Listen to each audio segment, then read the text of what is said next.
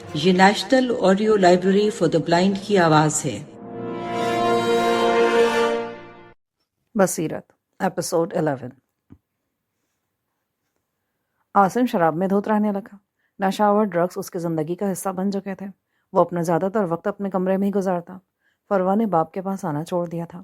وہ ہر وقت بصیرت کے پاس نتاشا کے روم میں رہتی تھی۔ عاصم کے سر میں شدید درد رہنے لگا تھا۔ سجاد اور فروا کے رویے سے وہ بہت ڈپریس تھا۔ سجاد نے عاصم سے کلام کرنا چھوڑ دیا تھا۔ مسلسل درد سے بہت سے ڈاکٹرز سے چیک اپ کروایا گیا۔ عاصم کو ڈاکٹرز کے مشورے سے برین اسپیشلسٹ کے پاس جانا پڑا۔ عاصم کے دماغ کے شریان میں خون کا دباؤ بڑھ رہا تھا۔ زیادہ الکحل کا استعمال اسے نقصان دے رہا تھا۔ ایک دن سجاد عاصم کو ڈاکٹر کے پاس لے کر گیا۔ برین اسپیشلسٹ کو چیک کروانے کے بعد عاصم کو پتہ چلا کہ اسے برین ہیمریج ہے۔ سجاد کو دھچکا لگا۔ اب وہ عاصم کا خیال رکھنے لگا، لیکن عاصم اندر سے ٹوٹ چکا تھا۔ ایک شخص اپنی شان و شوکت کے غرور میں ہی بربادی کے دہانے پر کھڑا تھا۔ سجاد نے گھر آ کر فروا کو پاس بٹھایا۔ فروا، بابا کا خیال رکھا کرو، ان کے پاس جایا کرو، باتیں کیا کرو ان سے۔ ٹھیک ہے چاچو، لیکن میں نے بصیرت سے کھیلنا ہے ابھی۔ سجاد نے نتاشا کو ساری بات بتائی۔ نتاشا بولی، اس انسان کو شافیہ کی بددعائیں ہی لگی ہیں، ظلم کی انتہا کر دی تھی اس نے۔ ایک دن عاصم درد کی شدت سے تڑپ رہا تھا۔ اس نے لالی کو پکارا، فروا کو میرے پاس بھیجو۔ فروا اپنا ٹوائے اٹھائے روم میں آئی تو سامنے عاصم کے تکلیف سے آنسو نکل رہے تھے۔ اس کے ہاتھ سے ٹوائے گر گیا۔ بابا، کیا ہوا آپ کو؟ بیٹا، میرے سر میں شدید درد ہے۔ فروا نے اپنے ننھے ہاتھوں سے اپنے فراک سے عاصم کے آنسو صاف کیے۔ بیٹیاں کبھی بھی ماں باپ کو تکلیف میں نہیں دیکھ سکتی۔ فروا سر دبانے لگی۔ بابا، آپ کو پتہ ہے کل کیا ڈے ہے؟ نہیں، کیا ہے کل؟ بابا، کل بصیرت کی سالگرہ ہے، چاچی بہت تیاری کر رہی ہیں کل کے لیے۔ اوہ، کل 5 فروری ہے، مجھے یاد ہی نہیں رہا۔ سجاد بھی بصیرت کو لے کر اوپر آ گیا۔ بھائی، کیسی طبیعت ہے آپ کی؟ آج بہت شدت کا درد ہے۔ فروا کو پاس بٹھایا ہے تو کچھ دھیان ادھر ادھر ہوا ہے۔ اچھا، بصیرت کو تو پکڑاؤ مجھے۔ لیکن بصیرت بار بار بازو اٹھا کر سجاد کی طرف ہو رہی تھی۔ یار، یہ تو میرے پاس ہی نہیں آ رہی، تم ہی پکڑ لو اسے۔ اور یاد رکھنا سجاد، اگر مجھے کچھ ہو گیا تو فروا کا دھیان تو رکھتے ہو، بصیرت کا بھی بہت خیال رکھنا۔ بھائی، کیسی باتیں کرتے ہیں؟ عاصم نے کہا، سجاد، میں بہت مطمئن ہوں، مجھے پتا ہے تم میری دونوں بیٹیوں کا بہت خیال رکھو گے، اللہ ان کو ہمیشہ خوش رکھے۔ بھائی، کل بصیرت کی برتھ ڈے ہے اور نتاشا بہت تیاری کری ہے۔ اچھا، آپ آرام کریں، میں نیچے جا رہا ہوں۔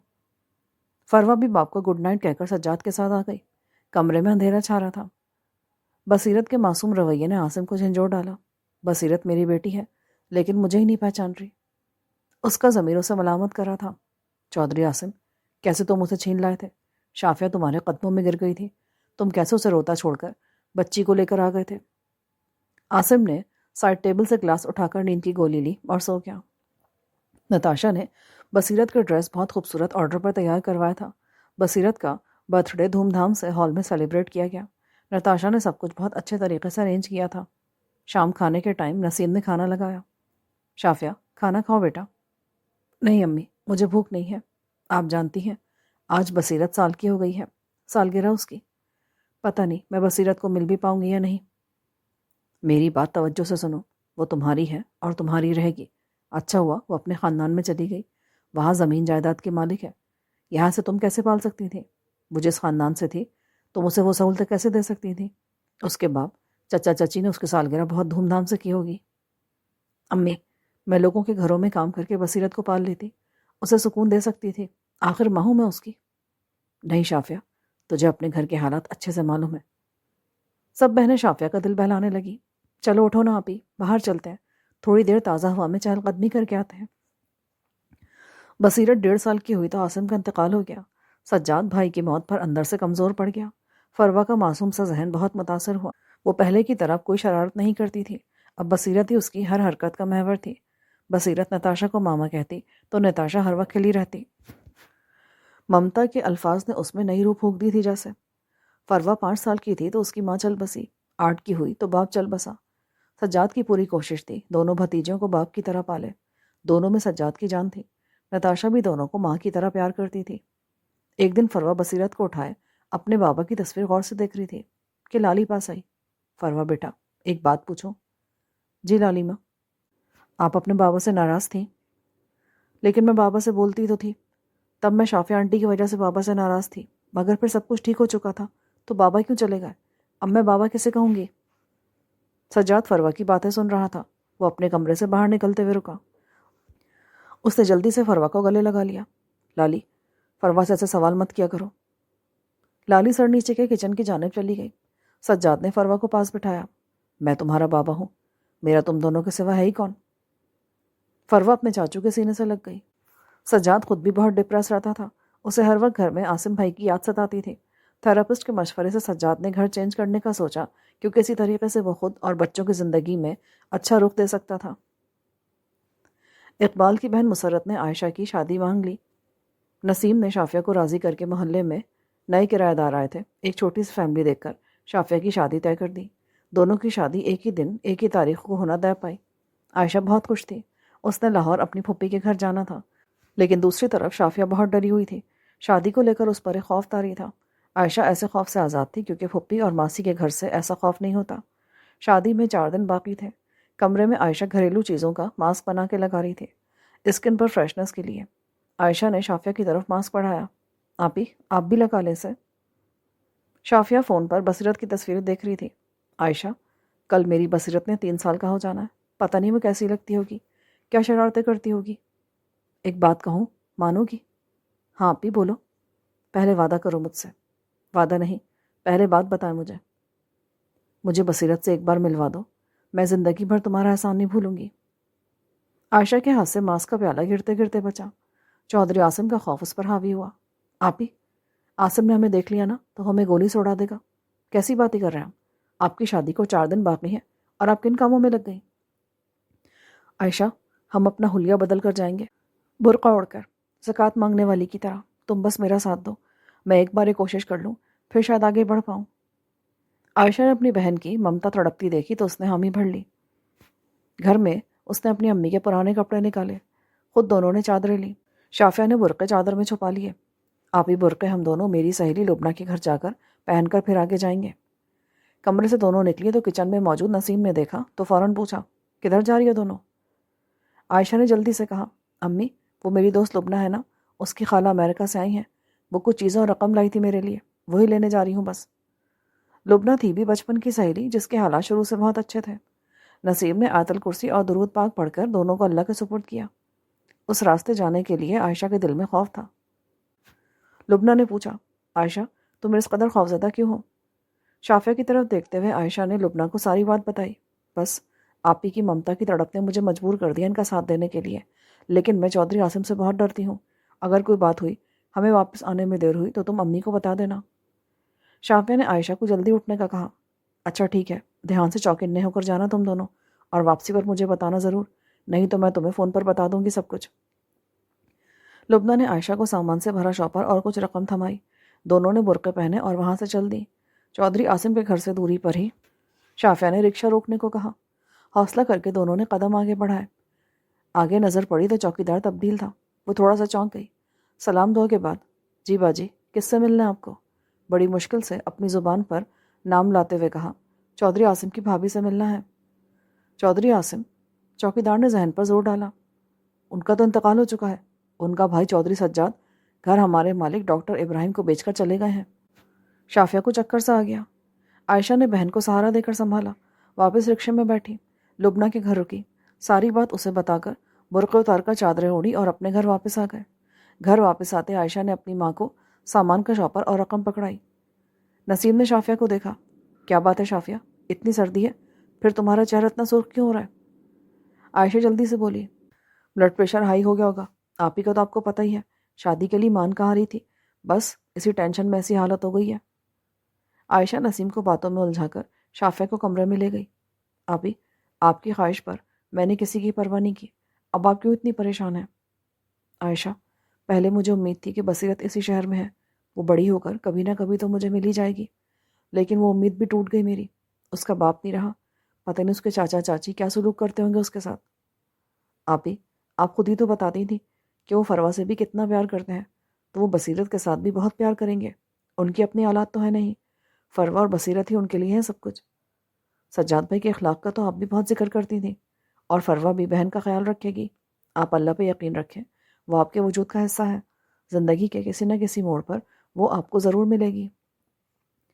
شافیہ نے دل پر صبر کا پتھر رکھ لیا۔ شادی کا دن دونوں بہنوں کی بارات آ چکی تھی۔ مسرت بہت خوش تھی۔ ابو ذر دلہا بنا بہت پیارا لگ رہا تھا۔ نسیم بہت خوش ہو رہی تھی دونوں کو دیکھ کر۔ شافیہ کی ساس اور نندوں کا بےہودہ لباس دیکھ کر سب کانوں کو ہاتھ لگا رہے تھے۔ شافیہ کی نانی نے نسیم کو اپنے پاس بلایا۔ نسیم، یہ لوگ مجھے کردار کے اچھے نہیں لگ رہے۔ یہ تو شافیہ کو کس جہنم میں دھکیل رہی ہے؟ نہیں امی، یہ چھوٹی سی فیملی ہے، ویسے فیشنیبل ہے، گھر کے پاس ہی ہے، خوش رہے گی شافیہ۔ نانی آہستہ سے خفا ہو کر بولی، پہلے بھی تم نے امیر لوگ دیکھ کر اس کی شادی کر دی تھی، زندگی خراب کر دی اس کی۔ امی، آپ تو مجھے بھی پریشان کر رہی ہیں، ایسا نہ کہیں۔ سب کی حیرت اس وقت انتہا ہو گئی جب شافیہ کی ساس صوفیہ بیگم نے سب کے سامنے سگریٹ سلگائے اور ٹانگ پہ ٹانگ چڑھائے کش لگانے لگی۔ شافیہ کی نانی کو صوفیہ کے تیور دیکھ کر غصہ آ رہا تھا۔ وہ نسیم کو پورے فنکشن میں گھورے جا رہی تھیں۔ اللہ اللہ کر کے رخصتی ہوئی۔ دونوں بہنیں اپنے گھر کو چلیں۔ دن گزرتے گئے۔ عائشہ اپنے گھر میں اپنی پھپھی کے ماحول میں رچ بس گئی تھی۔ وہ اپنی زندگی میں بہت خوش تھی، لیکن شافیہ دوسری طرف برے لوگوں میں پھنس چکی تھی۔ گھر میں دو نندے اور اس کی ساس کے پاس ہر وقت اوباش گندے لوگوں کا آنا جانا لگا رہتا تھا۔ بند دروازوں کے پیچھے قہقہوں کی آوازیں گونجتی رہتی تھیں۔ شافیہ کا شوہر ذہنی طور پر سیدھا انسان تھا، ہر وقت اپنی بہنوں کے نجی کام کرنے میں لگا رہتا۔ گھر کے کام، اپنی بہنوں کے کپڑے استری کرنا، کبھی چائے بنانا، کبھی کچھ۔ شافیہ سب دیکھ کر ذہنی اذیت میں رہتی۔ کافی دنوں بعد موقع پا کر شافیہ نے اپنے شوہر سے کہا، آپ ہر وقت گھر کا کام کرنے میں لگے رہتے ہیں، باہر کے کام کے لیے سپنا اور تارا جاتی ہیں، ایسا کیوں ہے؟ آپ مرد ہیں، مردوں کو گھر کے نہیں باہر کے کام کرنا زیب دیتا ہے۔ اس کی ساس نے ساری باتیں سنی تو پاؤں کی ٹھوکر سے دروازہ کھولا۔ شافیہ کو آنکھیں دکھانے لگی، تھوڑی سے اس کا منہ پکڑا۔ یاد رکھنا، ہمارے کاموں میں دخل اندازی مت کرنا، تمہاری دوسری شادی ہے، یاد رکھو، زیادہ اچھلو نہیں۔ شافیہ سہم گئی۔ صوفیہ اپنے بیٹے کا بازو پکڑ کر اسے کمرے سے باہر لے گئی۔ سنو امجد، اس لڑکی کی باتوں میں کبھی نہیں آنا، اور یہاں سے جلدی جانے کی تیاری کرو۔ یہ محلہ ہمارے لیے صحیح ٹھکانہ نہیں ہے، اور جگہ دیکھ لی ہے میں نے، اب یہاں سے ہمیں جلدی نکلنا ہے۔ شافیہ یہ سب سن کر ڈر گئی، دل میں سوچتی اور دعا کرتی، کس دوزخ میں پھنسا دیا مجھے میرے ماں باپ نے، کیا میں بوجھ تھی ان پر؟ یا اللہ پاک مجھ پر رحم فرما، ان ظالموں کے جنگل سے نکال لے مجھے۔ شادی کو کچھ مہینے گزرے تو شافیہ امید سے ہو گئی۔ اس پریگننسی سے وہ خوش نہ تھی، اس کے دل میں عجیب خوف کے سائے منڈلا رہے تھے۔ اقبال کافی دنوں سے محلے میں چلتی صورتحال کو دیکھ رہا تھا۔ آج نسیم نے سارا تذکرہ کیا۔ نسیم، شافیہ کے سسرال والے اچھے لوگ نہیں ہیں، ان کا کھل کر چہرہ سامنے آ گیا ہے۔ میں تمہیں کن الفاظ میں بتاؤں، کیسے کیسے لوگ آتے ہیں، اور ان لڑکیوں کے کرتوت دیکھ کر تو آنکھیں جھک جاتی ہیں۔ ہاں، مجھے بھی ماسی رحمتیں کچھ ایسا ہی بتا رہی تھی۔ شافیہ تو مجھ سے رابطہ بھی نہیں کرتی، فون کرتی ہوں تو مجھ سے بات بھی نہیں کرتی۔ ادھر شافیہ کے سسرال والے کہیں اور جانے کی تیاری کر رہے تھے۔ امجد باہر ضروری کام کے لیے گیا ہوا تھا۔ اس کے نمبر سے فون آیا تو دوسری طرف کوئی آدمی امجد کے ایکسیڈنٹ کی اطلاع دے رہا تھا، جو وہیں موقع پر ہی زندگی کی بازی ہار چکا تھا۔ صوفیہ کے ہاتھ سے موبائل گر گیا۔ وہ دھاڑے مار مار کر رونے لگی، شافیہ کو منحوس اور برا بھلا کہنے لگی۔ شافیہ دیوار کے ساتھ لگی گمسم کھڑی تھی۔ شادی کے 5 ماہ بعد شافیہ بیوہ ہو گئی۔ نسیم کو خبر ملی تو سب کچھ چھوڑ چھاڑ کر اپنی بیٹی کے پاس بھاگی آئی۔ سب حالات دیکھ کر وہ شافیہ کو اپنے ساتھ لے آئی۔ صوفیہ بیگم اپنی بیٹیوں کے ساتھ نئی جگہ جا بسی۔ شافیہ اپنی ماں کے گھر گمسم رہتی۔ اس کے دل و دماغ میں یہی خوف تھا کہ کہیں اس کا یہ بچہ بھی چھین کر کوئی نہ لے جائے۔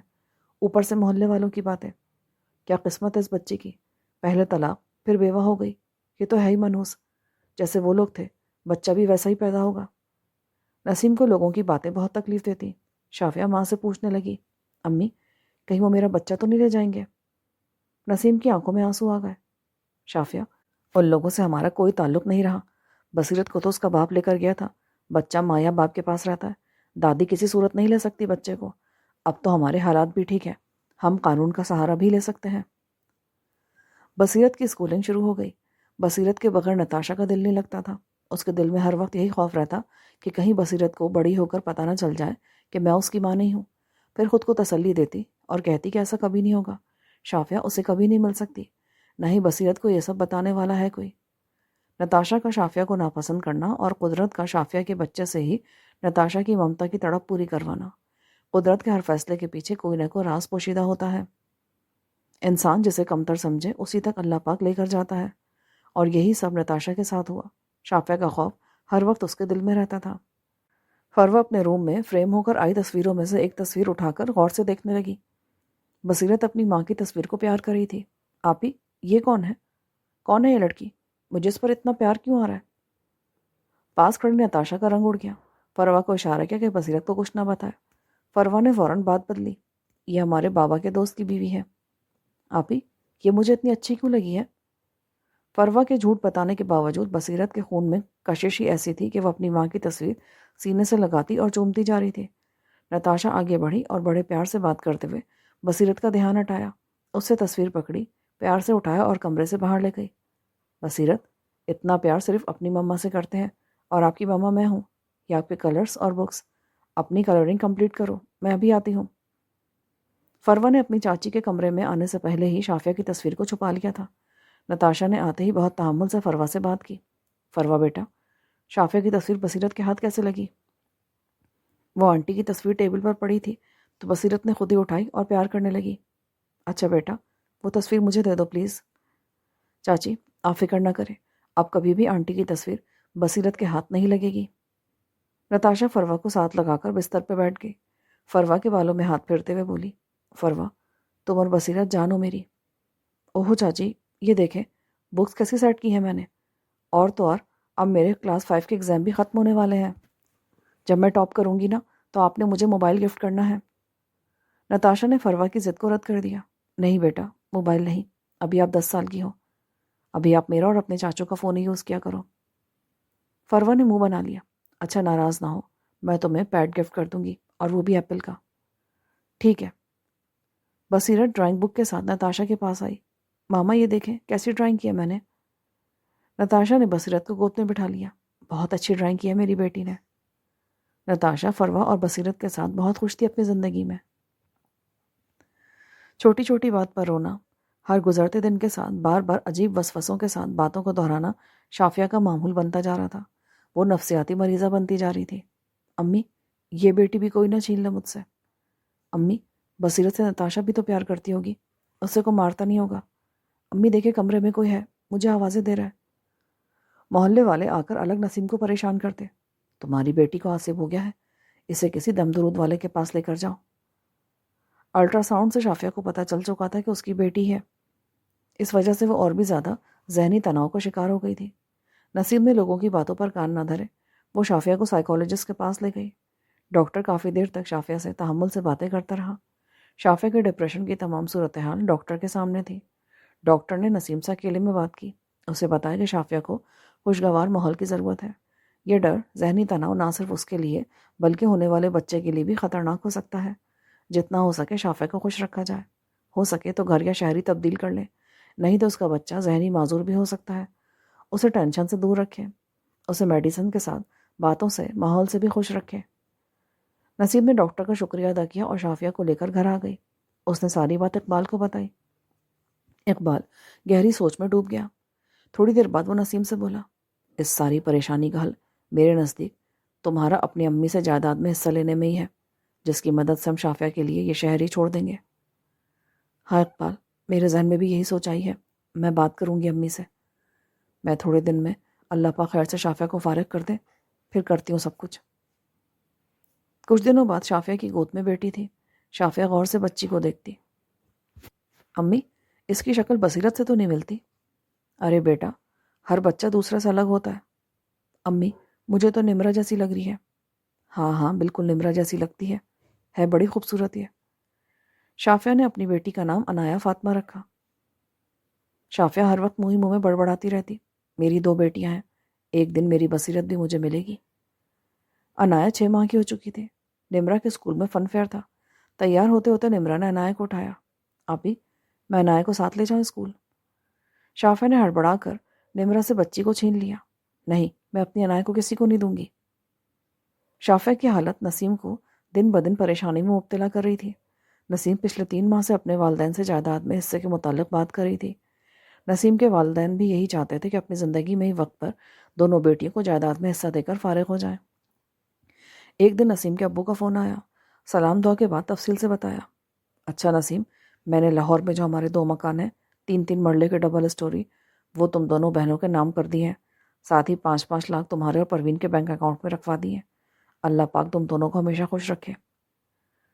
فون بند ہونے کے بعد نسیم پھولے نہیں سما رہی تھی۔ اس کے لیے سب سے بڑی خوشی کی بات یہ تھی کہ کرائے کے مکان سے جان چھوٹے گی۔ شہر تبدیل ہوگا تو شافیہ کے لیے بھی بہتری ہوگی۔ عائشہ بھی لاہور میں ہی ہے اور ہم دونوں بہنوں کا گھر بھی آس پاس ہوگا۔ نسیم کے ایک سائن کی ضرورت تھی۔ وہ خوشی سے تیار ہو گئی۔ اسی دن اپنے ماں باپ کے پاس پہنچ گئی اور سارے تیار ڈاکومنٹس پر سائن کیے اور اپنے ابو کا شکریہ ادا کیا۔ ابو، آپ نے میرے بہت سے کام سنوار دیے، میری بہت سی مشکلیں حل ہو گئیں۔ بیٹا، یہ کوئی احسان نہیں کیا میں نے، یہ اللہ کا حکم ہے۔ اگر ہے تو اپنی بیٹیوں کو جائیداد میں سے ان کا حصہ ادا کرو۔ وہی کیا میں نے، یہ فرض تھا میرا۔ اب ہم سکون سے اس دنیا سے جا سکیں گے۔ نسیم اور پروین دونوں جانے لگیں تو ان کی امی نے روکتے ہوئے کہا، رک جاؤ دونوں آج رات۔ پروین رک گئی لیکن نسیم نہ رک سکی۔ اسے آج ہی شافیہ کی وجہ سے واپس پلٹنا تھا۔ اپنی امی کو سمجھایا اور گھر کے لیے روانہ ہو گئی۔ گھر آتے نسیم نے سب کچھ اقبال کو بتایا کہ سارا کام ہو گیا ہے اللہ کے فضل سے۔ نسیم نے اچھے سے گھر ہوتے ہوئے بھی بہت صبر سے 22 سال اقبال کے ساتھ غربت کی زندگی بسر کی، نہ کبھی رب سے شکوہ کیا اور نہ اقبال سے، اور آج اسے سب کچھ مل گیا تھا، اس کے صبر کا پھل۔ بچے بھی بہت خوش تھے۔ اب نسیم کے حالات بہتری کی طرف جا رہے تھے۔ شفٹ ہونے کے لیے سب اپنے اپنے سامان کی پیکنگ کر رہے تھے۔ شافیہ بھی بہت خوش تھی۔ پیٹی میں سامان رکھتے ہوئے نسیم کے ہاتھ میں بصیرت کا سوٹ آ گیا جو اس نے آج سے 5 سال پہلے شافیہ سے چھپا کے رکھا تھا۔ پاس کھڑی ندا بولی، امی یہ تو بصیرت کا سوٹ ہے نا؟ ندا کو فوراً چپ ہونے کا اشارہ کرتے ہوئے نسیم نے کہا، کہیں شافیہ کو پتہ نہ چل جائے، اور جلدی سے سامان کھینچ کر سوٹ چھپا دیا۔ پورا دن سامان سمیٹنے میں گزر گیا۔ رات کو بصیرت سونے کے لیے لیٹی تو خوشی کے ساتھ دل میں اداسی بھی تھی۔ اس محلے کو چھوڑنا نسیم اور اقبال دونوں کے لیے کافی مشکل تھا۔ صبح ہوئی تو نسیم نے سب کو ہلکا پھلکا ناشتہ کروایا۔ اقبال چائے کا کپ رکھتے ہوئے بولا، 11 بجے نکلنا ہے، سب سامان تیار ہے نا؟ جی جی، ساری پیکنگ کر لی ہے۔ محلے کی سب عورتیں نسیم کو ملنے آنے لگیں، جن میں ماسی رحمتیں تو بہت اداس تھی۔ آئے ماسی، بیٹھے۔ وہ کڑیے نسیم، ایسی گھر کو خرید لیتی تو اپنے باپ سے کہہ کر۔ انایا کو گود میں لیتے ہوئے ماسی بولی، میرا خود بھی دل نہیں کرتا آپ لوگوں کو چھوڑ کر جاؤں، لیکن میری مجبوری ہے یہ۔ ہاں پتر، تیری مجبوری اپنی جگہ ٹھیک ہے، پر تیرے بغیر رہنا بڑا مشکل لگتا ہے۔ ماسی رحمتیں نسیم کے گلے لگ کے رونے لگی۔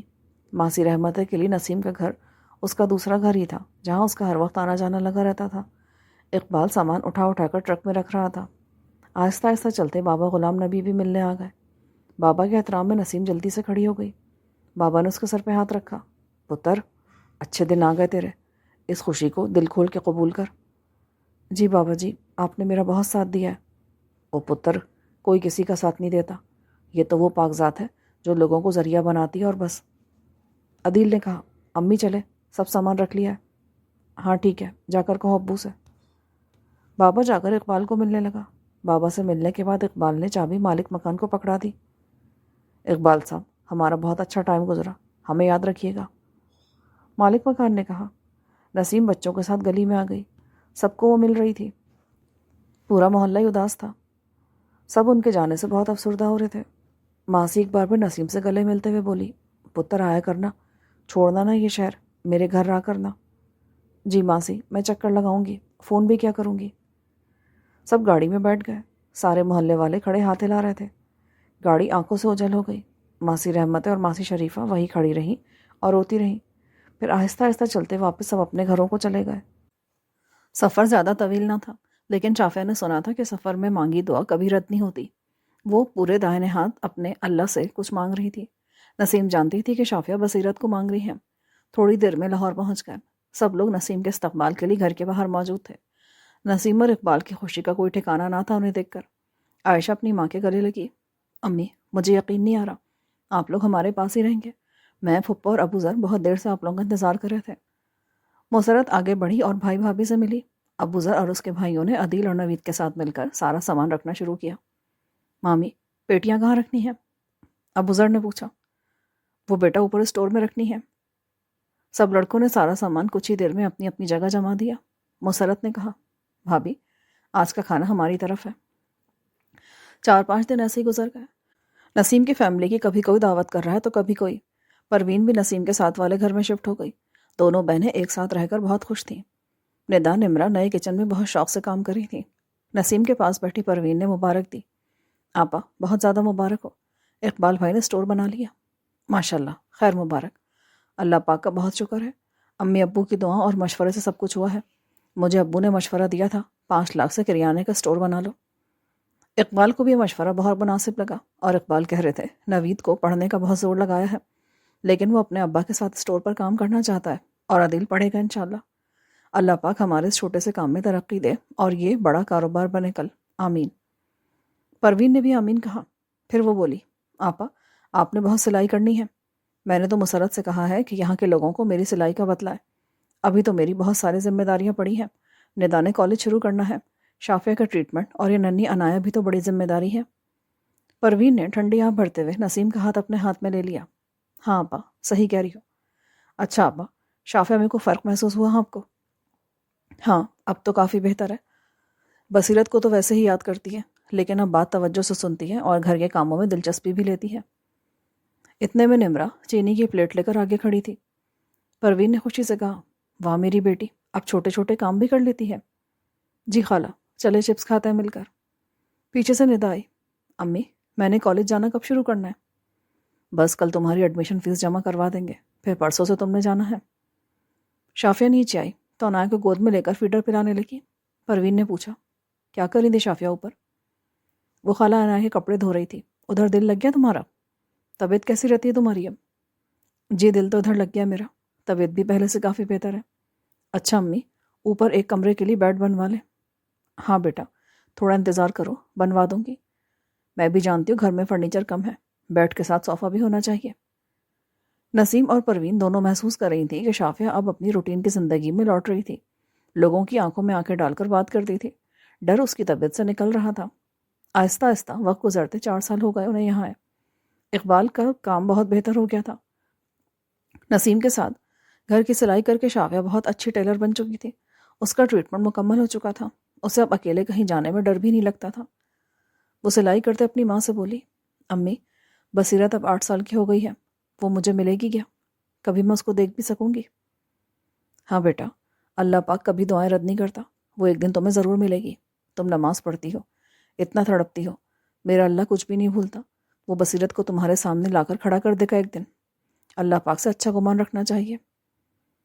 آج کافی دنوں بعد عائشہ اپنے بیٹے کو لے کر امی کی طرف آئی تھی۔ عائشہ کا بیٹا اور عنایا ہم عمر تھے اور اکٹھے کھیل رہے تھے۔ شافیہ نے نوٹ کیا کہ عائشہ کا بیٹا صاف بولتا اور باتیں کرتا ہے، جبکہ عنایا جسے کلمہ پڑھاتی تو لفظ اس کی زبان پہ نہ آتے تھے۔ اسے عنایا کا یہ معاملہ تھوڑا پیچیدہ لگا۔